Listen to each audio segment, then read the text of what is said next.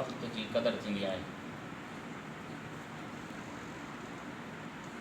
दुनिया में केतिरा ई माण्हू गुज़रनि था जेके वक़्त जो ख़्यालु कोन कंदा आहिनि,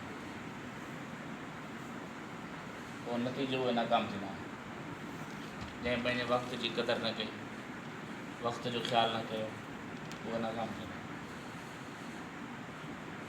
ऐं इहो बि ज़हन में रखी छॾियो जेको हीअ जेका ज़िंदगी आहे इंसान जी, उहा हमेशह जे लाइ न आहे, बल्कि आर्ज़ी आहे ऐं मुख़्तसर बि आहे, घणी न आहे, हमेशह वारी रहण वारी न आहे।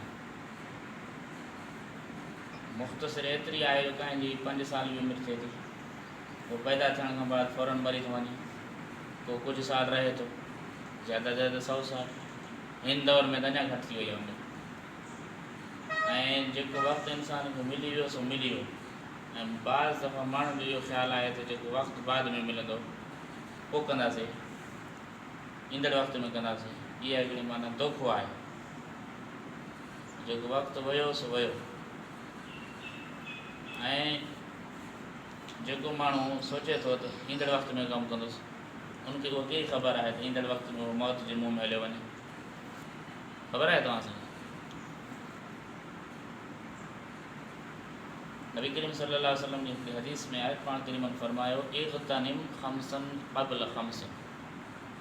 5 शयुनि खे 5 शयुनि खां अॻु में गनीमत सम्झो।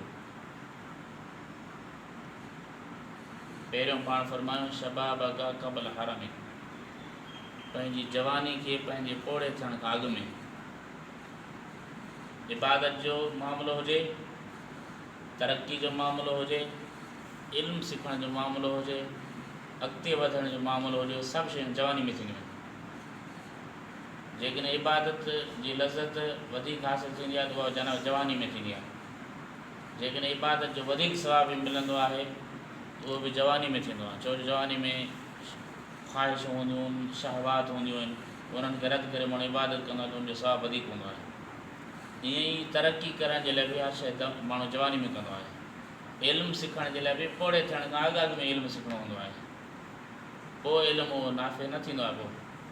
पर जंहिं इल्मु सिखियो आहे जवानी में, उन टाइम जो पंहिंजो क़दुरु कयो जवानी जो न, पोइ उहो अॻिते हली करे उनखे इल्मु जेको आहे त उनखे वाधारे वारो बि थींदो ऐं नफ़े वारो बि थींदो। उनखां बाद में जॾहिं उनखे इल्मु जेको मिले थो, ख़ुदि खे बि फ़ाइदो ॾींदो, ॿिए खे बि फ़ाइदो ॾींदो। ऐं पाण फरमायूं, सिहत क़ब्ल सकमिक, पंहिंजी तंदुरुस्ती सिहत खे बीमार थियण खां अॻु में गनीमत सम्झो। तंदुरुस्त आहे त माण्हू इबादत कंदो, तंदुरुस्त आहे त माण्हू कमकार कंदो, तंदुरुस्त आहे त माण्हू इल्मु सिखण जे लाइ टाइम ॾींदो, तंदुरुस्त आहे त तरक़ी जे लाइ माण्हू महिनत कंदो। इन जे लाइ पाण फरमायो त पंहिंजे बीमार थियण खां अॻु में जेका तव्हांखे अलाह ताला सिहत ॾिनी आहे, उन सिहत मुंहिंजा फ़ाइदो वठो। इल्मु सिखो था त इल्मु सिखो, उन ते महिनत कयो। दुनिया जो कारोबार कयो था त तंदुरुस्ती जेका आहे उन हालत में आहे, उन में तव्हां महिनत कयो। ऐं पाण फरमायूं त वग़िना क़ब्ल फ़क़्रिक, ऐं मालदारी खे मोहताजी खां अॻु में गनीमत सम्झो। शाहूकारी मिली आहे, अलाह ताला माल ॾिनो आहे, ठीकु आहे, उन खे बि गनीमत सम्झो। क़बल इन जो तव्हांखे मोहताजी अची वञे, यानी माल हलाक थी वञे कंहिं बि सबब जे करे। जेको तव्हांखे माल ॾिनो आहे अलाह ताला, उन जो क़दुरु कयो, उन जो सही जॻह ते ख़र्चु कयो, उन मालदारी जो क़दुरु कयो। ऐं पाण फरमायूं फ़राग़ क़ब्ल शुग़लिक, पंहिंजी फ़राग़त वांदकाई, ठीकु आहे, कंहिं शइ में मशग़ूल थियणु, मसरूफ़ थियण खां अॻु में उन खे गनीमत सम्झो। फ़ारिग़ वेठा आहियो, इहो गनीमत जो वक़्तु आहे, इन में को कमु कयो, सही कमु कयो। तव्हां सबक़ु ॿुधाए छॾियो आहे, सभु की ॿुधाए छॾी आहे, हाणे मूंखे शाम दौरु ॿुधाइणो आहे। हाणे विचो टाइम 2 कलाक 1.5 कलाक जेतिरो बि आहे फ़ारिग़ वेठो आहे। हाणे इन फ़राग़त वारे टाइम खे गनीमत सम्झो। तव्हां अॻे दौर खे यादि करे छॾियो, वरी दौरु ॿुधायो आहे, दौरु ॿुधाइण खां बाद में हाणे फ़ारिग़ आहियूं, चुप करे वेही न, बल्कि फ़ारिग़ वक़्तु आहे त वरी मसरूफ़ थियण खां अॻु में गनीमत सम्झी करे राति वारे सबक़ खे असां अॻे यादि करे छॾियूं, या वरी राति जी तयारी हाणे सां ई करे छॾियूं। सम्झी ॻाल्हि? ऐं ॿियो पाण फरमायो हयात क़ब्ल मौतिक, ऐं पंहिंजी हयाती खे मौत खां अॻु में ई गनीमत सम्झो।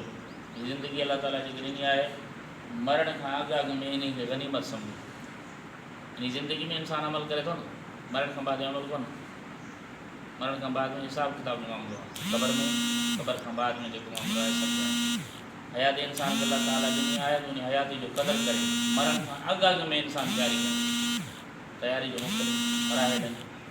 जेकी तयारी कयो नेकी कंदो नेकी वारा सवाब मिले था, नेकी जो बदिलो मिलंदो। इंसानु बुरा अमल कंदो त मां अलाह हुनखे सज़ा थींदी। ऐं जेको माण्हू चवे थो त वरी सुभाणे कंदुसि, सुबुह जो सबक़ु सब्जी ॿुधाए छॾी आहे, हाणे बसि फारिग वेठो रहियां, वरी पोइ जंहिं महिल मंझंदि जो टाइम पोइ पढ़ी वठंदसि त न, बल्कि इन वक़्तु जेको फ़राग़ आहे त वरी वक़्तु इन क़दुरु कयो। जेके माण्हू सोचींदा आहिनि त सुभाणे कंदुसि, हदीस में ईंदो आहे पाण फरमायूं त मा मिन यौमिन तलअत शम्सुहु फीही इल्ला यक़ूलु मन इस्तताअ अन यअमल फ़िय्या ख़ैरन फलयअमलहु फ़इन्नी ग़ैरु मुक़र्ररिन अलैकुम अबदा। पाण करीमन फरमायो जॾहिं बि हर रोज़ जॾहिं सिजु उभरंदो आहे त ॾींहुं ऐलान कंदो आहे त जेको कुझु बि मूं में सुठो कमु करिणो आहे त करे वठि। ॾींहुं ऐलान कंदो आहे, छो अॼु खां बाद में वरी मां वापसि कोन ईंदुसि।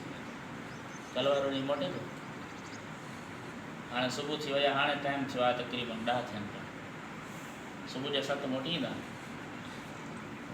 न मोटंदा। तॾहिं पाण करीबन हिननि हदीसनि में तव्हां असांखे वक़्त जी क़दुरु ॿुधाई आहे, हुनजी अहमियत ॿुधाई आहे। वक़्तु इंसान जो केतिरो अहम आहे, इन जे करे तव्हां असांखे बि घुरिजे वक़्त जो क़दुरु करे। घर खां आयो आहे पढ़ण जे लाइ आयो आहे त उन वक़्त जो क़दुरु करे न। अहिड़ी कचहरियूं करे, टाइम ज़ाया करे, सबक़ु टाइम ते न ॿुधाए, सबक़ी टाइम ते न ॿुधाए, दौर टाइम ते न ॿुधाए, पोइ परेशान वेठो आहे।